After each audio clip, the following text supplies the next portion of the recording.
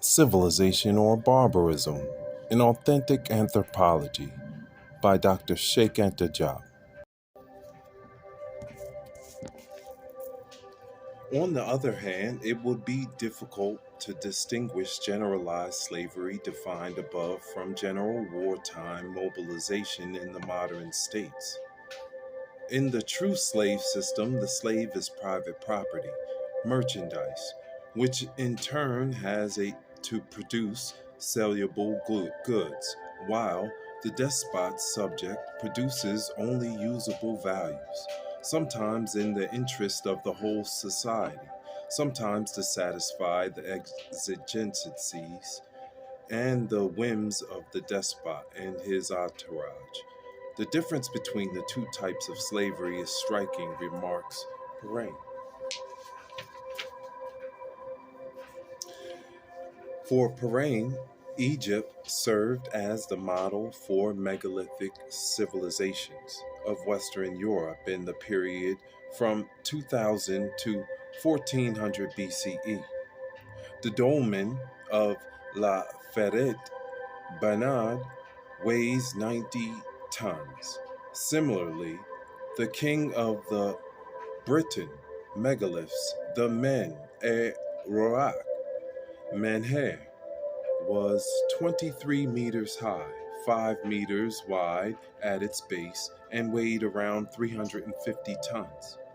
It is estimated that 15,000 individuals were needed to move it on wooden wheels. Perrin writes, the general opinion is that the early model of similar monuments should be searched for in the Near East, and that we are dealing with an indirect and necessarily degenerate imitation of the funeral or religious monuments of the mastaba or obelisk type. It is clear that was no organized expansion, but rather imitation by degrees.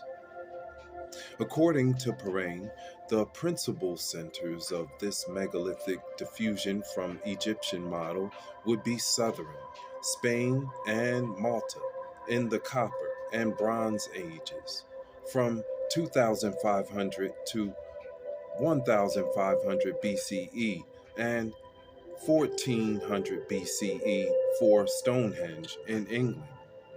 The paths of diffusion are the Rhone Valley and the Atlantic coast in Europe, Brittany, the British Isles, Denmark, and the northern coast of Germany, with penetration to the Elbe Valley, Meridional Scandinavia, and also the Caucasus.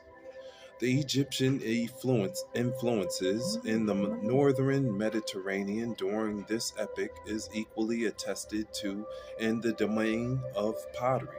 In the Neolithic pottery from Liguria to Malta, and in northern Italy, one finds the decoration of a type of square-necked vase, characteristic of pre-dynastic Armatarian Egypt.